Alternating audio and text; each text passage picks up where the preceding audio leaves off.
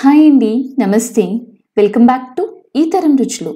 ఈరోజు రాయలసీమ కర్ణాటక స్పెషల్ అయిన రాగి సంకటి లేదా రాగి ముద్ద ఎలా తయారు చేయాలో చూద్దామండి.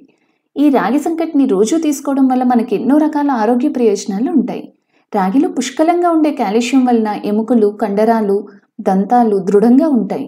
దాంతోపాటు ఎంతోమంది ఫేస్ చేస్తున్న అధిక బరువు సమస్య కూడా కంట్రోల్ అవుతుంది. మరి ఇన్ని రకాల ఆరోగ్య ప్రయోజనాలు ఉన్న రాగి సంకటిని ఎలా తయారు చేసుకోవాలో చూద్దామా?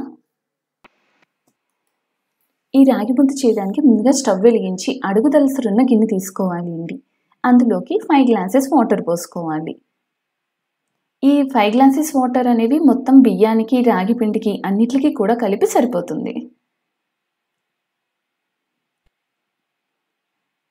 ఇప్పుడు అదే గ్లాస్తో ఒక గ్లాస్ బియ్యాన్ని తీసుకుని శుభ్రంగా వాష్ చేసుకుని ఒక్క అరగంట సేపు బియ్యాన్ని నాననివ్వాలి అండి. ఇప్పుడు వాటర్ మరిగిన తర్వాత అలా నానబెట్టిన బియ్యాన్ని వేసుకొని ఉడకనివ్వాలి. మనం ఇక్కడ బరువు తగ్గాలనుకునే వాళ్ళు బ్రౌన్ రైస్ వాడుకోవచ్చు అండి. అలాగే రేషన్ బియ్యం కూడా ఈ రాగి ముద్దకి చాలా బాగుంటుంది అండి.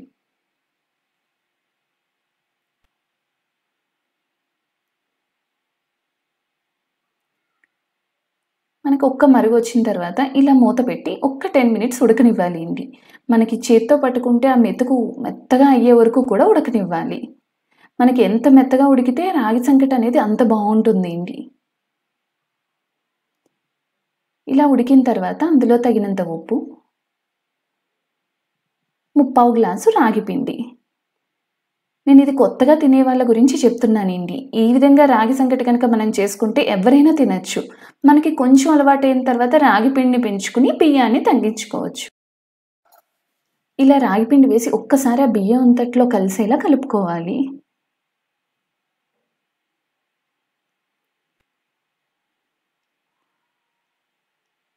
చూసారా, ఈ విధంగా మొత్తం కలుపుకుని ఈ స్టేజ్లో కొంచెం అవసరమైతే కొంచెం వాటర్ పోసుకోవాలి అండి. ఇలా వాటర్ ఈ స్టేజ్లో వేయడం ద్వారా మనకి ఈ రాగి ముద్ద అనేది అడుగంటకుండా ఉంటుంది.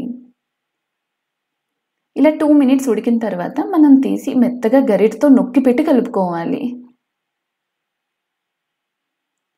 ఇలా నొక్కి పెట్టి కలుపుకోవాలి. మొత్తం అన్నం అంతా కూడా ఇందులో కలిసిపోయేలా ఉండాలి అండి. అందుకనే మనం బియ్యాన్ని మెత్తగా ఉడికే వరకు రాగి పిండి వేయకూడదు. అన్నం అనేది ఎంత మెత్తగా ఉడికితే ఈ రాగి సంకటి టేస్ట్ అనేది అంత బాగుంటుంది అండి. అందుకనే ప్రత్యేకించి రేషన్ బియ్యాన్ని వాడతారు ఈ రాగి సంకటి కోసం. ఈ విధంగా మనకి ఉండలేమీ లేకుండా గరిటతో మెత్తగా నొక్కి పెట్టి కలుపుకోవాలి. ఈ స్టేజ్లో ఒక్క అర స్పూన్ నెయ్యి కనుక మనం వేసుకుంటే ఈ రాగి సంకటి టేస్ట్ అనేది చాలా బాగుంటుంది అండి.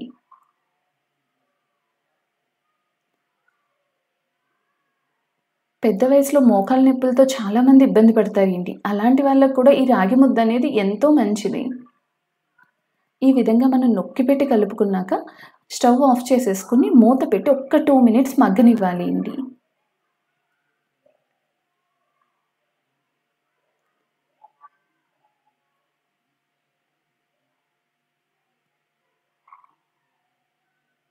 ఇలా 2 మినిట్స్ అయిన తర్వాత చేతికి కొంచెం నెయ్యి రాసుకుని వేడి మీదే రాగి ముద్దను రెడీ చేసుకోవాలి.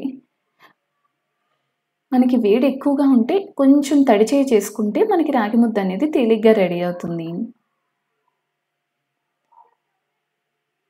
మనం ఇలా ముద్దల్లా చేసుకోవడం వల్ల మనకి రాగి ముద్ద అనేది తొందరగా చల్లారకుండా ఉంటుంది.